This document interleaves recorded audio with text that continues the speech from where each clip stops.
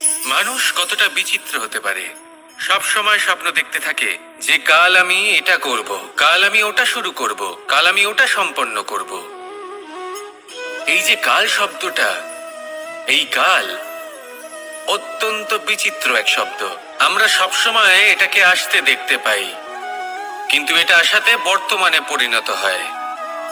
আবার আজ নতুন কাল দেখতে পাই, তার জন্য অপেক্ষা করি, যখন সেটা সামনে আসে বর্তমানে পরিণত হয়। এই কাল সব সময় একটা মিথ্যে সান্ত্বনা দেয় যে সে আসছে, কিন্তু সে কখনোই আসে না। যেটা আপনার হাতে রয়েছে তা হলো আজ, বর্তমান। তাই যা করার আছে, যা সম্পন্ন করতে চান, যা শুরু করতে চান, আজ করুন, বর্তমানে করুন। কারণ আজ আপনি যা করবেন সেটাই আপনার ভবিষ্যৎ নির্ধারিত করবে। ভবিষ্যতের বিষয় ভাবতে থাকলে ভবিষ্যৎ সুন্দর হবে না। আজ কর্ম করতে হবে। তাই আজ বর্তমানে জীবনযাপন করুন, কর্ম করুন, আর আমার সাথে ভালোবেসে বলুন, রাধা রাধা। পঞ্চম তত্ত্ব, আকাশ, নব, ব্যোম। আসলে কোনো ভ্রম নাকি সত্য? ভ্রম তো হতে পারে না, কারণ ভ্রমের মধ্যে কেউ বাঁচতেই পারে না। আর যদি সত্য হয় তাহলে এতটাই বিশাল যে আমাদের চোখের থেকে, আমাদের ইন্দ্রিয়ের থেকে, আমাদের মস্তিষ্কের থেকে, আমাদের চিন্তা ভাবনার থেকেও অনেক ঊর্ধ্বে, যাকে আমরা বুঝতেই পারি না। এটা যতটাই বিশাল আকার, ঠিক ততটাই সরল। এই আকাশ যতই অন্ধকারাচ্ছন্ন, ততটাই আলোর প্রকাশ প্রদান করে থাকে। দেখতে গেলে এ হলো জীবনের সঞ্চালক, কিন্তু যদি ক্রুদ্ধ হয়ে যায় তাহলে প্রাণ কেড়ে নিতেও দ্বিধা বোধ করে না। এই আকাশ শুধুমাত্র পৃথিবী লোক নয়, বরং এই সমগ্র ব্রহ্মাণ্ডকে, এই সমগ্র সৃষ্টিকে, এর প্রত্যেকটা তারাকে, প্রত্যেকটা গ্রহকে একটা বিশেষ স্থান প্রদান করে। এর নিজের কোনোই অস্তিত্ব নেই, কিন্তু সকলকে অস্তিত্ব প্রদান করে। এটাই হলো এই আকাশের মাহাত্ম্য। এই আকাশই হলো মাহাত্ম্যের প্রতিরূপ, যা আমাদের ভাবনা দ্বারা উৎপন্ন হয়। আপনিও আকাশের মতো এই বোধকে আপন করে নিন। আপনার জীবনও আকাশের মতন মহান এবং বিশাল হয়ে উঠবে। আর তখনই মন সুপ্রসন্ন হয়ে বলবে, রাধা রাধা। আপনার থেকে বড়, আপনার থেকে মহান হলেন সেই গুরু। এটা কি আবশ্যক যে সেই গুরু কোনো ব্যক্তিই হবেন? কখনোই নয়। গুরু হলেন একটা তত্ত্ব, গুরু হলেন একটা শক্তি। গুরু একজন ব্যক্তি হলে শুধুই একজনই হতেন, কিন্তু তা নয়। গুরু হলেন একটা অনুভূতি, গুরু হলেন শ্রদ্ধা। গুরু তিনি যিনি আপনার ব্যক্তিত্বের পরিচালক হন। গুরু তিনি যিনি আপনার ব্যক্তিত্বের নির্মাতা হন। আপনি কখন, কোথায়, কোন স্থানে, কি রূপে গুরু লাভ করবেন আর কি শিক্ষা লাভ করবেন তা নির্ভর করছে আপনার মানসিকতার উপর, যে আপনি সকলকে কিভাবে আপন করে নিতে পারেন। যদি আপনি গুরুকে আপন করতে চান, জ্ঞানকে আপন করতে চান, তাহলে আপনার মধ্যে শ্রদ্ধা জাগ্রত করতে হবে, সামর্থ্য জাগ্রত করতে হবে। আপনি গুরু এবং জ্ঞানকে আপন করে নিতে পারলে তা এমনিই আপনাকে মহান করে তুলবে। তাহলে আসুন আর আমার সাথে ভালোবেসে বলুন, রাধা রাধা। এই সংসারে এমন কিছু মানুষ আছেন যাদেরকে আপনার ভালো লাগে, তারা আপনার প্রিয়। আমরা চাই ওনারা আমাদের কাছে থাকুন, আমরা ওনাদের কাছে থাকি।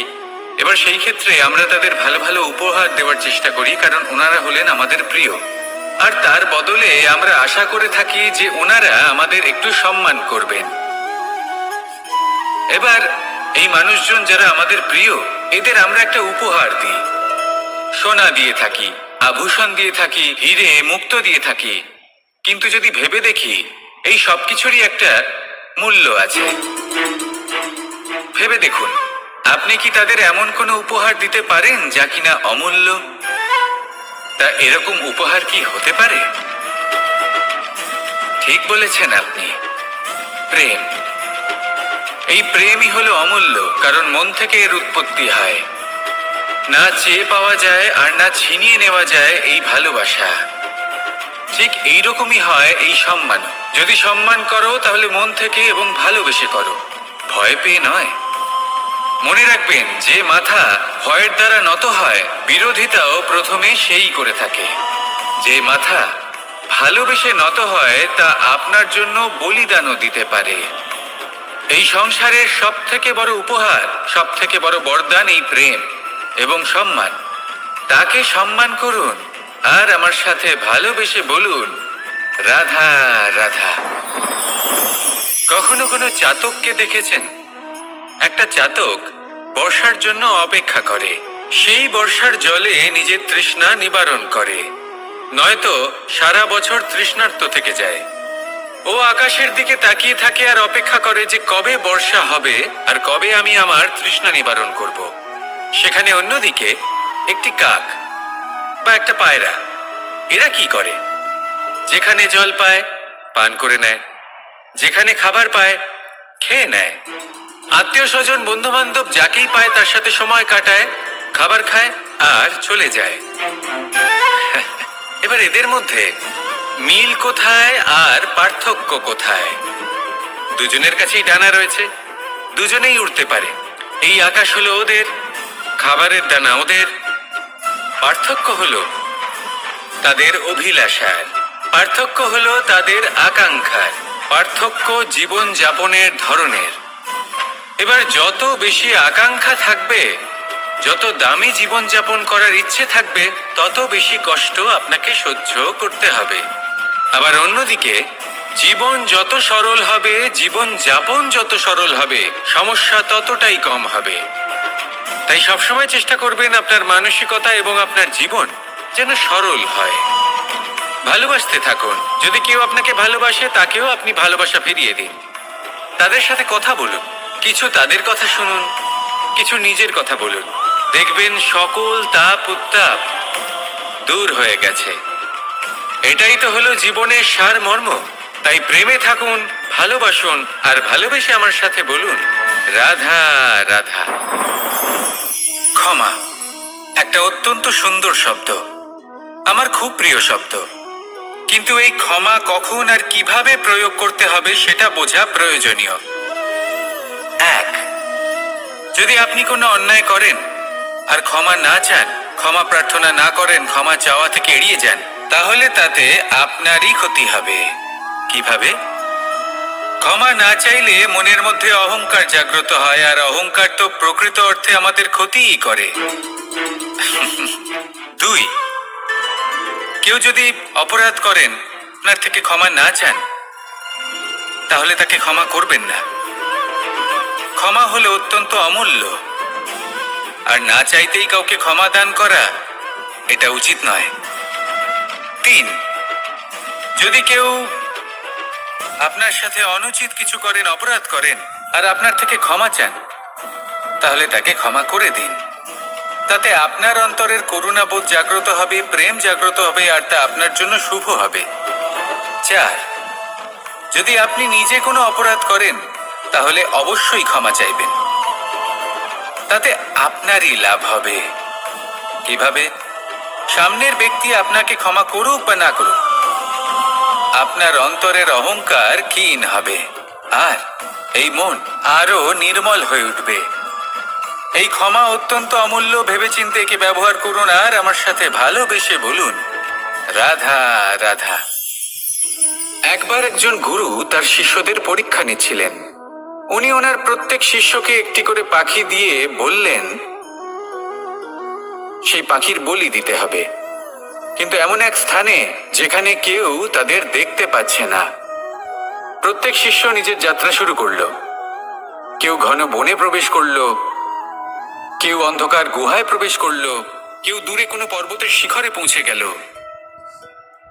যে মুহূর্তে দেখলো তাদের কেউ দেখতে পাচ্ছে না, তারা সেই বলি দিতে চেষ্টা করলো। যেই বলি দিতে গেল, সেই পাখি আলোর কিরণে পরিবর্তিত হলো এবং লুপ্ত হয়ে গেল। একজন শিষ্য ছিল যে আবার গুরুর কাছে ফিরে এলো। সে বলল, ক্ষমা করবেন গুরুদেব, কিন্তু আমি এমন কোনো স্থান পেলাম না যেখানে কেউ আমাকে দেখতে পাচ্ছে না। অন্য কেউ না দেখতে পেলেও আমি নিজে দেখতে পাচ্ছিলাম, আমার অন্তর্মন দেখতে পাচ্ছিল।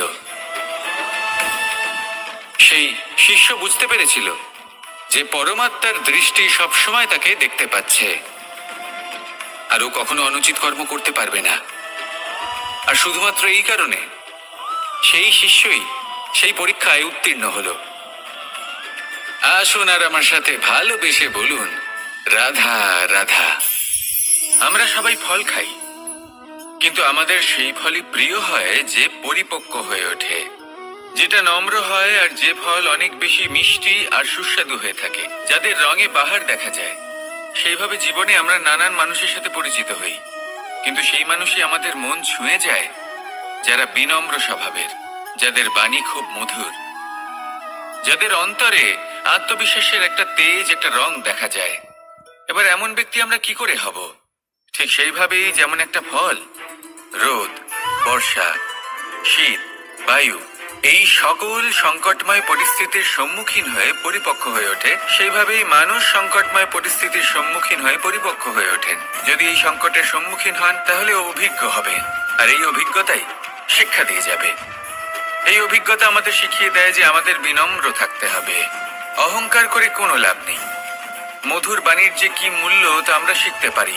এই অভিজ্ঞতাই আমাদের বুঝিয়ে দেয় যে উচিত অনুচিত কোনটা আমাদের দৃষ্টিভঙ্গি তৈরি করে, আর এই দৃষ্টিভঙ্গি দ্বারা আত্মবিশ্বাস জাগ্রত হয়।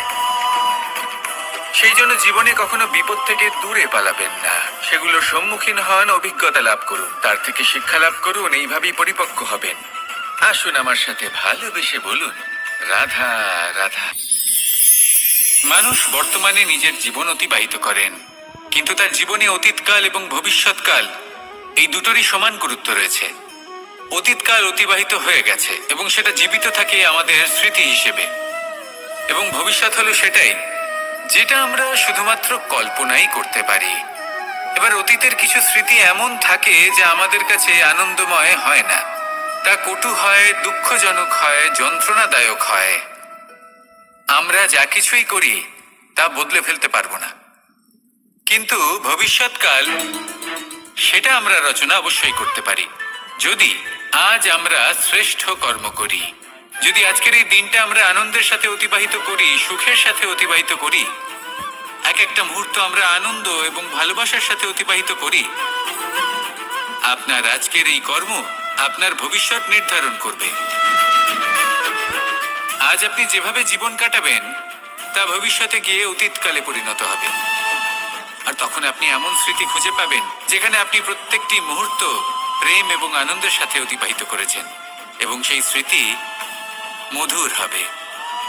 তাহলে আজ শ্রেষ্ঠ এবং উচিত কর্ম করুন, আপনি নিশ্চিত রূপে একটি উজ্জ্বল, শুদ্ধ, পবিত্র এবং আনন্দময় ভবিষ্যৎ লাভ করবেন। আসুন আমার সাথে ভালোবেসে বলুন, রাধা রাধা।